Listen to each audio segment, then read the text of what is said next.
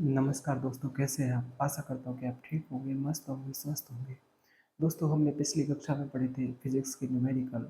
हमने पढ़े थे वहाँ पे 12 क्वेश्चन। अब उससे करते हैं next start.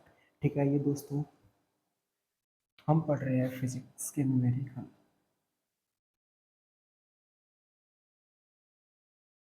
Physics numerical.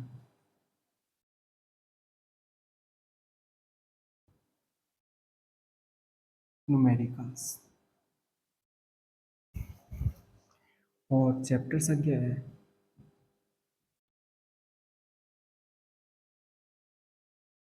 Question number देखें 13।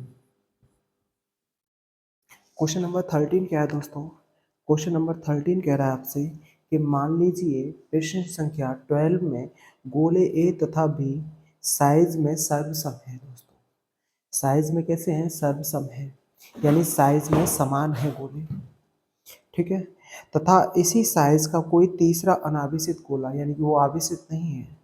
ठीक है, पहले ए गोले के संपर्क में, तत्पश्चात दूसरे गोले बी के संपर्क में लाकर अंत में दोनों से ही हटा लिया जाता है। अब ए तथा बी के बीच नया प्रतिकर्षण बल कितना होगा? देखिए, क्वेश्चन नंबर 12 में जो आवेश दे रखे हैं वो आपको देखने हैं। क्वेश्चन नंबर 12 में आवेश दे रखा है, आवेश का मान दे रखा है, क्यू का मान दे रखा है हमारे पास 6.5 इंटू 10 की पावर -7 आवेश दे रखा है। यहाँ ये -7 आवेश दे रखा है। ठीक है, अच्छा, बीच की दूरी भी इसी में से लेनी है आपको। बीच की दूरी कितनी दे रखी है? 50 सेंटीमीटर दे रखी है आपको बीच की दूरी। ठीक है, बीच की दूरी कितनी दे रखी है? 50 सेंटीमीटर। चेंज कर लें इसे, 50 गुणा 10 की घात -2 मीटर, ये दे रखी है हमारे लिए। ठीक है, अब देखें आप, सुने, हमारे पास कोई एक आवेशित गोला है, क्यू ए है, और एक है हमारे पास क्यू बी। ये आवेश में कैसे समान है, और एक है अनावेशित गोला क्यू सी, इस पे आवेश नहीं है। क्यू ए और क्यू बी आवेश कैसे समान है, और आवेश कितना इनमें क्यू पर है, ये मान लिया मैंने। सबसे पहले क्या किया है, ए आवेशित गोले को क्यू, जो भी यानी सी आवेशित गोला, उसके संपर्क में लाया गया। कह सकते हैं क्यू ए व क्यू सी को संपर्क में लाया गया। क्यू ए और क्यू यानी क्यू सी को जब संपर्क में लाएंगे तो क्या होगा दोस्तों? दोनों के आवेशों को जोड़ो, फिर आधा आधा डिवाइडेशन करते हैं, यानी आधा आधा करते हैं, यानी 2 का भाग लगाते हैं। तो देखें कितना होगा। तो नया नेक्स्ट जो भी बनेगा हमारे पास, यानी कि क्यू डैश आवेश बराबर होगा, यानी क्यू सी, यानी कि सी डैश आवेश कितना होगा। अब जो क्यू ए के पास आवेश है और प्लस क्यू सी के पास आवेश है, तो इनको जोड़ दीजिए और 2 का लगा दीजिए भाग, यानी जो नया आवेश वो प्राप्त होगा। तो देखिए, क्यू ए के पास माना आपने क्या आवेश कितना है, क्यू यानी कि ए है, और क्यू सी के पास आवेश कितना है, 0 है। अब बटे 2 कर दिया आपने, तो कितना हो गया ये आवेश, क्यू बटे 2। तो ये कह सकते हैं कि क्यू डैश के पास आवेश कितना होगा, क्यू बटे 2 हो जाएगा, और क्यू डैश सी के पास आवेश कितना हो जाएगा, क्यू बटे 2 हो जाएगा। अब यहाँ से क्यू डैश सी आवेश को बी के संपर्क में रखा है आपने। क्यू डैश सी आवेश व क्यू बी को संपर्क में लाया गया। तो देखो, क्यू डैश को लेके आ रहे हैं तो ये कह सकते हैं क्यू डबल डैश सी बन जाएगा, कुछ परिवर्तन होगा, और इसके बराबर बराबर आवेश होगा इसके, तो कितना होगा? तो आप कहेंगे क्यू डैश सी पर आवेश कितना है, क्यू बटे 2 है, तो ये क्यू बटे 2 आ गया। प्लस में क्यू, आप देखें, यानी क्यू बी पर आवेश कितना है, आप कहेंगे क्यू बी पर आवेश है क्यू, तो ये क्यू हो गया। बटे में कितना हो गया 2 हो गया। इसके नीचे कुछ नहीं, तो एलसीएम ऊपर कितना आ गया 2 आ गया। देखो इसका इसके साथ गुणा करेंगे, इसका इसके साथ गुणा करेंगे, तो देखो कितना हो गया क्यू प्लस 2q अपॉन कितना हो गया 2 हो गया। तो देखें क्यू और क्यू कितने हो गए, यानी 2q और 1q कितने हो गए 3q हो गए। नीचे 2 दूनी 4, यानी क्यू डबल डैश सी पर आवेश कितना है इतना है, और क्यू डैश बी के पास भी आवेश कितना है इतना है। ठीक है। अच्छा, अब इन दोनों आवेशों के मध्य कितना बल लगेगा। अब कौन कौन से आवेश रह गए हमारे पास, एक तो क्यू डैश आवेश बन गया है और एक बन गया क्यू डैश बी।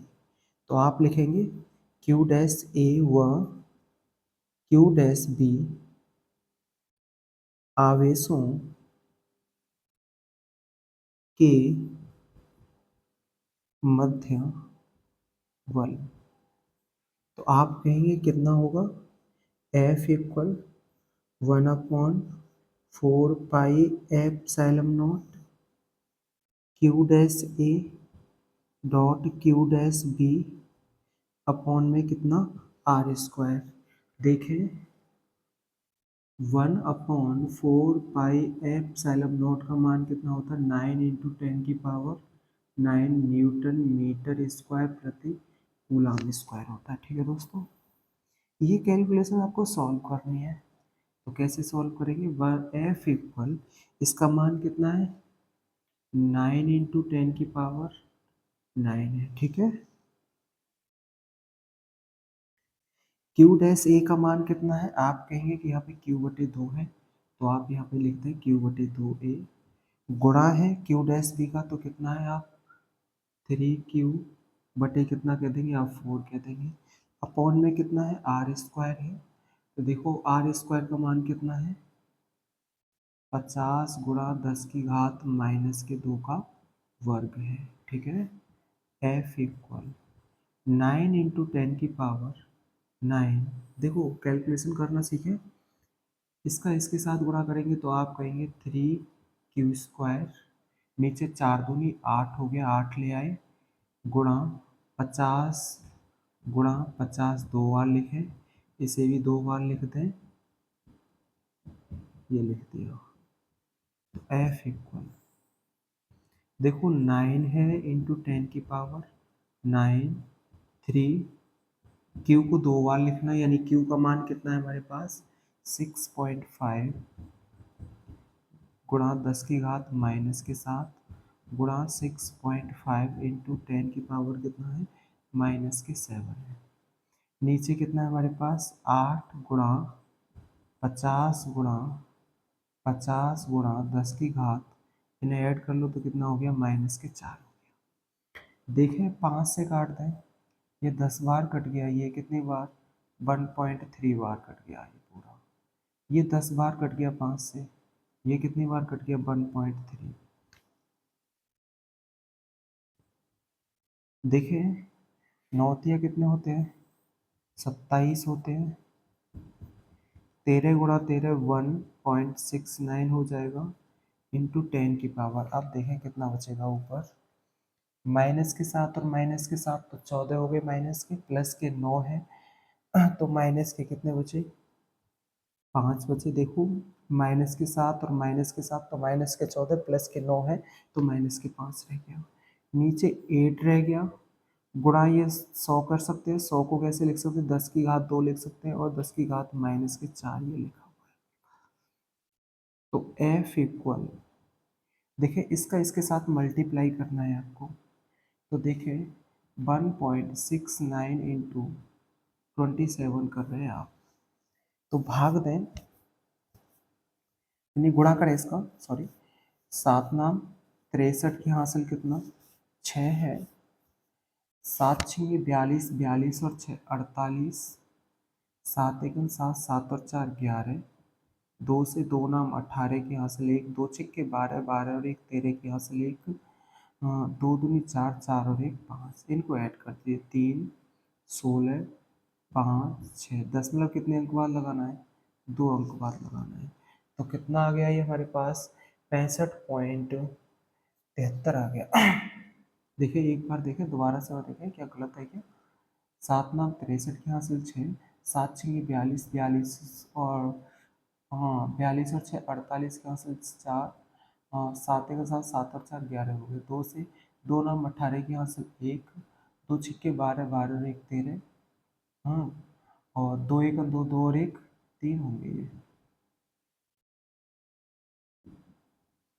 तो ये कितना हो जाएगा 4 हो जाएगा। देखें 3 8 8 16 के यहाँ से 1, 4 और 3 क्या हो रहा है 5 और ये कितना हो गया 4, ये कितना हो गया 45.63 हो गया।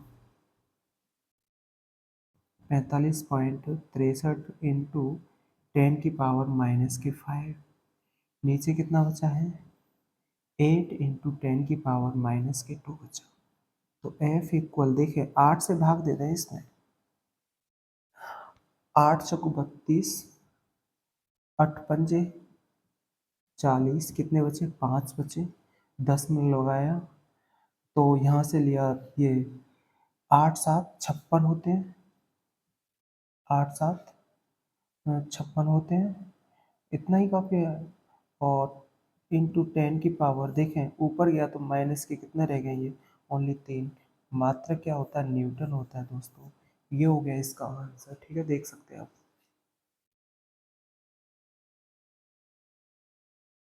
क्या एक बार पुनः समझाऊं इस वाली चीज़ को मैं, देखो इस वाली चीज़ को पुनः समझाता हूँ, ध्यान से देखना आप एक बार। देखो उसने बताया है कि ये तो आवेश है, बीच की दूरी इतनी है, एक क्यू ए है, एक क्यू बी है, एक क्यू सी आवेश है। देखो क्यू ए पे इतना ही आवेश है, क्यू बी पर भी इतना ही आवेश है, मैंने बराबर में क्यू लिख लिया है। और उसने बताया एक सी है वो अनावेश है, तो उस पर कोई आवेश नहीं है, ठीक है ये है। अब क्या हुआ कि क्यू ए व क्यू सी को संपर्क में लाया गया। इस तरीके से एक बात याद कर सकते हैं कि ए फोर अमन है, सी फोर चमन है। देखें यहाँ पे समझे आप, यहाँ समझे आप, ये तो है अमन और ये है चमन, इसके पास 0 रुपए है, इसके पास रुपए है 4, ठीक है। अब इनको एक साथ संपर्क में लाया गया, यानी इनकी इनके साथ दोस्ती करा दी गई, ठीक है अमन और चमन की। अब क्या हुआ दोस्ती कराई, तो ऐसा करो भाई अपना पैसा इकट्ठा करो, यानी पैसा जोड़ो फिर आधा आधा करो, क्योंकि दोस्ती हो गई आपके अंदर। बोला ठीक है, तो जोड़ेंगे तो कितना होगा 4 प्लस 0 होगा, फिर आधा करेंगे तो 2 का भाग लगा देंगे। तो देखें कितना कितना वट में आएगा, 2 का भाग 4 में देंगे, ऊपर तो 4 रह गया, नीचे 2 रह गया, तो कितना रह गया यहाँ पे 2 आ गया। तो 2 रुपए इसके पास होंगे, 2 रुपए इसके पास होंगे। ये कौन है चमन है, यानी चमन का मतलब है सी, आवेश से है। ये 0 रुपए लेके आया था, इसके पास 2 रुपए आ गए, अमन के पास भी 2 रुपए हो गए, आधा आधा। अब क्या किया ये चमन बहुत चालाक आदमी, इसने दोस्ती को यहाँ से तोड़ दिया। किसने, चमन ने अपनी दोस्ती तोड़ दी अमन के साथ, बोला मुझे तेरे साथ नहीं रहना है। अब वो क्या किसके पास गया, बोला भागा भागा बबलू के पास गया, नहीं बी फोर है बबलू, बबलू के पास गया। अब ये अमन के पास तो कितने रुपए आ गए, आधा हो गया भाई उसका, देखो 4 थे तो आधा रह गया। तो देखे अमन यही तो था, अमन के पास कितना रह गया, पहले आवेश कितना था क्यू था, अब कितना रह गया आधा रह गया, यानी 2 का भाग लगा के छोड़ दिया गया उसके साथ। अब क्या हुआ, चमन भागा भागा गया बबलू के पास, बोला दोस्ती कर ले भाई। अच्छा ये बताओ बबलू के पास पहले से कितने रुपए थे, 4 रुपए थे, अब इसने इसके साथ दोस्ती कर ली। अब तो चमन के पास कितने हो गए, अब तो देखो चमन डैश बन गया है ये, क्योंकि इसके पास पहले से कितने रुपए हो गए, 2 रुपए हो गए। बोला यार दोस्ती कर ले अपन, बोला ठीक है कर लो। तो देखो अब बोला ऐसा करो पैसा इकट्ठा करो और फिर आधा कर दो, ठीक है तो पैसा इकट्ठा करो फिर आधा कर दो। अब देखो पैसा इकट्ठा कर रहे हैं, इसके पास 4 थे और इसके पास कितने थे, 2 थे, और फिर कितने आधा कर देंगे। तो देखें इसी प्रकार से चमन कितने रुपए ले आया वहां से, क्यू बटे 2 ले आया, और बबलू के पास कितना पैसा था, बबलू के पास था क्यू था, तो देखो बबलू ने अपना क्यू इन्वेस्ट कर दिया यहाँ पे, बटे में 2 लगा दिया, देखो बटे में 2 लगा दिया, जोड़े आप 4 और 2 6 बटे 2, देखो मैंने ये जोड़ा है बटे में 2 लिखा है, 2 से कितनी बार कट गया 3, तो 3 रुपए इसके पास आ गए और 3 रुपए इसके पास आ गए। वैसे भी देख सकते हैं 4 रुपए थे, 2 रुपए थे, जोड़े 6 रुपए हो गए, फिर आधा आधा कर लिया। तो देखो यही मैंने कर दिया कि 3 रुपए तो किसके पास है, अमन के पास है, और 3 रुपए किसके पास, सॉरी ये बबलू है, ये बबलू के पास है, और 3 रुपये अब किसके पास हो गए, चमन के पास। और ये 3 रुपए लेकर रफू चक्कर हो गया, भाग गया। अब बबलू के पास कितना रह गया, इतना रह गया, ये वाला पार्ट रह गया। तो अब ये क्यू डैश ए के पास आधा बचा था। तो क्यू डैश ए और क्यू डैश बी के आवेशों के मध्य कितना बल लगेगा, जो वैद्युत बल का संबंध यानी कि निष्कर्ष है, कूलाम का निष्कर्ष वैद्युत बल से संबंधित, वो हमने यहाँ पे सूत्र लगा दिया, आंसर मिल गया हमें। ठीक है दोस्तों, आशा करता हूँ कि समझ में आ गया होगा आपकी।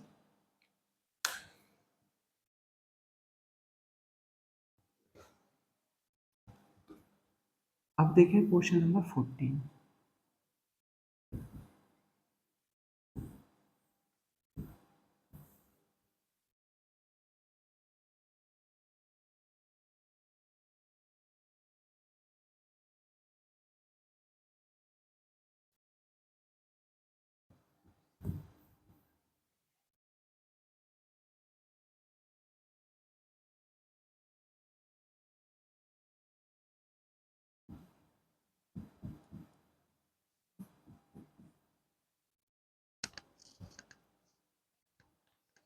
देखें दोस्तों क्वेश्चन नंबर 14 देखें, आप ध्यान से देखना। क्वेश्चन नंबर 14 में बताया गया है, निम्नलिखित चित्र में एक समान वैद्युत क्षेत्र में 3 आवेशित कणों के पथ प्रदर्शित है। तीनों आवेशों के लिए चिन्ह बताइए। किस कण के लिए आवेश तथा कुल द्रव्यमान का अनुपात Q/m का अधिकतम होगा, यानी अनुपात अधिकतम होगा। देखिए यानी विस्थापन की बात कर रहे हैं। एक प्लेट तो ये है और एक प्लेट ये है। ऊपरी जो प्लेट है वो धनावेशित है, इस तरीके से ये धनावेशित है। ठीक है दोस्तों, ये दोस्तों प्लेट है ऋणावेशित। ये कौन सी प्लेट है, ऋणावेशित है। ठीक है, अब देखें आप, यहां से कोई 3 कण है, इस तरीके से गया है,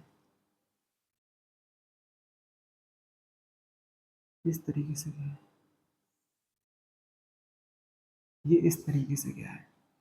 ठीक है दोस्तों, नाम दे रखे हैं आपके, ये तो दे रखा है 1, ये दे रखा है 2, और ये कौन सा दे रखा है 3, इस तरीके से दे रखे हैं आपके पास। तो आपको सबसे पहले ये बताना है ए धनावेश है या ऋणावेश है, बी धनावेश है या ऋणावेश है, और ये तीसरा भी ये धनावेश है या ऋणावेश है। दोस्तों आप मुझे एक बात बताएं, दो आवेशों के मध्य लगने वाले बल को वैद्युत बल कहते हैं। दो समान आवेश, जब दो समान प्रकृति के आवेश हों तो उनके बल कौन सा लगता है, प्रतिकर्षण का बल लगता है। यदि विपरीत प्रकृति के हैं तो उनके मध्य कौन सा बल लगता है, आकर्षण का, यानी एक दूसरे के समीप आते हैं। विपरीत प्रकृति के होंगे तो देखो ये धन प्लेट है, धन प्लेट की ओर कौन सा आवेश जाएगा, ऋण आवेशित जाएगा, तो इस पे कौन सा आवेश होगा, ऋण होगा। और दूसरा भी ऊपर जा रहा है तो ये भी ऋण होगा। देखो ऋण प्लेट की ओर आ रहा है तो ये कौन सा होगा, प्लस आवेश होगा। तब आप यहाँ पे लिखेंगे पहले पर यानी 1 पर कौन सा आवेश है, ऋण आवेश है, ऋण आवेश है, तथा 2 पर भी कैसा है, ऋण आवेश है।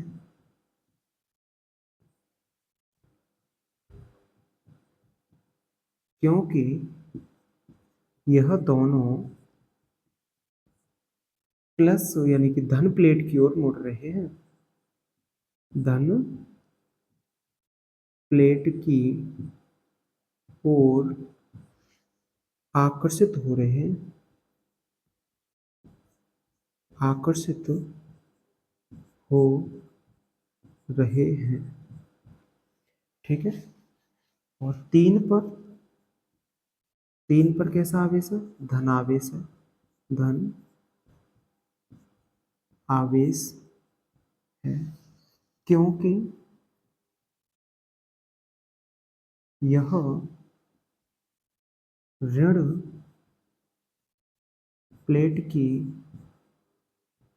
ओर आकर्षित हो रहा है। ये तो हो गया पहला। और बी कह रहा है सबसे ज्यादा विस्थापन किसका, यानी अनुपात पूछ रहा है। देखो सबसे ज्यादा विस्थापन, देखें सबसे ज्यादा विस्थापित कौन हुआ है, ज्यादा एक साथ मुड़ा कौन है, ये तीसरा मुड़ा है। तो देखें इसमें लिख दें कि 3 का आवेश हुआ, आवेश हुआ द्रव्यमान का अनुपात अधिक है क्योंकि इसका विस्थापन अधिक है। इस कारण से इसका अधिक होगा अनुपात। ठीक है दोस्तों।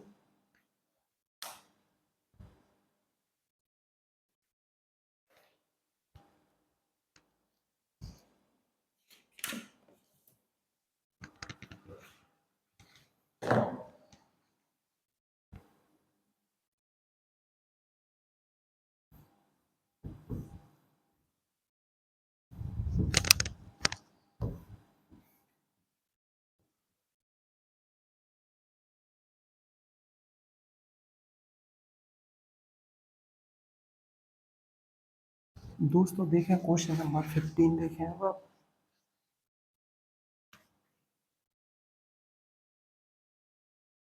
क्वेश्चन नंबर 15 क्या कह रहा है, एक समान वैद्युत क्षेत्र E बराबर दे रखा है 3 × 10⁻³ न्यूटन प्रति कूलम। E दे रखा है 3 × 10⁻³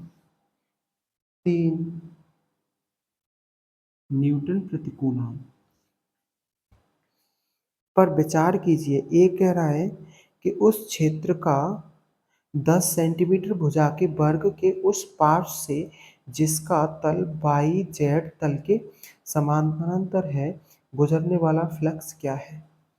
देखें हमारे पास एक भुजा बता रखी है, भुजा कितनी दे रखी है 10 सेंटीमीटर, 10 सेंटीमीटर ही है क्या, 10 सेंटीमीटर ये भुजा। तो इसे चेंज कर ले मीटर में, 10 × 10⁻² मीटर दे रखी है। तो देखो आपसे कहा है कि उसने वाई जेड तल के समानांतर है, ये एक्स, ये वाई अक्ष और ये जेड अक्ष।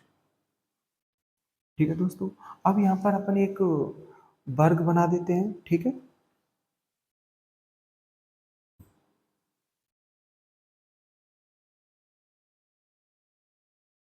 इस वर्ग से देखें, वर्ग बना लो, थोड़ा सा टेढ़ा कर लिया। देखिए यहाँ देखें,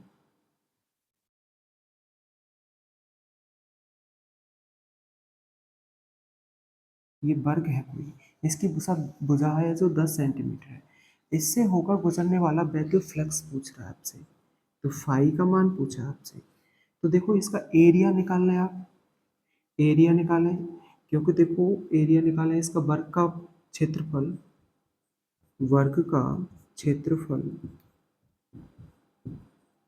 यानी कि ए क्या होता है, भुजा का वर्ग होता है, भुजा का वर्ग होता है। तो एरिया इक्वल भुजा, भुजा कितनी है आपकी 10 × 10⁻² का वर्ग है। तो एरिया इक्वल देखें 10 × 10 लिखें -2 × 10 × 10⁻², तो कितना हो गया 100 हो गया, गुणा 10⁻⁻4 मीटर स्क्वायर हो गया।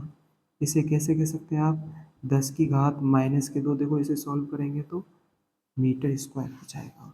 क्योंकि देखो 100 को कैसे कह सकते हैं आप, 10⁻² कह सकते हैं। ठीक है, आपको चाहिए फाई, तो फाई का मान क्या होता है, ई ए होता है, तो फाई बराबर ई का मान कितना है आपके पास, 3 × 10⁻³ 3।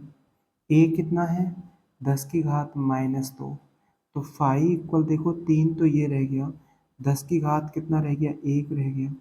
तो फाई इक्वल आप कह सकते हैं कि ये 30 है। और इसका दोस्तों मात्रा कितना होता है, न्यूटन मीटर स्क्वायर प्रति कूलाम आंसर होता है। देखिए वैद्युत फ्लक्स किसे कहते हैं, एक समान वैद्युत क्षेत्र की तीव्रता में रखे किसी पृष्ठ से होकर गुजरने वाला वैद्युत फ्लक्स का मान वैद्युत क्षेत्र की तीव्रता ई वह पृष्ठ के क्षेत्रफल ए के गुणनफल के बराबर होता है, जिसे हम किससे रिप्रेजेंट करते हैं दोस्तों, फाई से करते हैं। तो ये हो गया इसका आंसर ए का। ठीक है, अब नेक्स्ट देखें इसका एक आंसर बी पार्ट और इसका। देखें ये तो ए पार्ट हो गया इसका, ए हल हो गया इसका ये वाला। अब देखें बी पार्ट और देखें इसका, बी पार्ट और देखें। बी पार्ट में बता रखा है इसी वर्ग से गुजरने वाले वैद्युत फ्लक्स कितना होगा यदि इसके तल के अभिलंबवत एक्स अक्ष से 60 अंश का कोण बनता है। कितने अंश का कोण बनता है दोस्तों, 60 अंश का कोण बनता है। यानी कि यहाँ पे थीटा बराबर कितने अंश और बता दिया आपको, 60 अंश। तो फाई बराबर आपने पढ़े हैं कि ई ए कॉस थीटा पढ़े हैं आप। तो फाई ई का मान कितना है हमारे पास, 3 × 10⁻³ है। ए का मान कितना निकला है हमारे पास, 10⁻−2 निकला है, कॉस 60 अंश। ठीक है दोस्तों, फाइव इक्वल 3 × 10⁻³ गुणा 10⁻−2, कॉस 60 का मान 1/2 होता है। तो फाइव इक्वल देखो कितना हो गया ये, 3 × 10⁻, या 1 हो गया और ये 1/2 हो गया। तो फाइव इक्वल इसे कितना कह सकते हैं, 30 कह सकते हैं, गुणा 1/2। तो दोस्तों फाइव बराबर कितना हो गया, 15 न्यूटन न्यूटन मीटर स्क्वायर प्रति कूलाम। ये हो गया दोस्तों इसका आंसर। ठीक है दोस्तों, उम्मीद करता हूँ कि आपकी समझ में आ रहा होगा।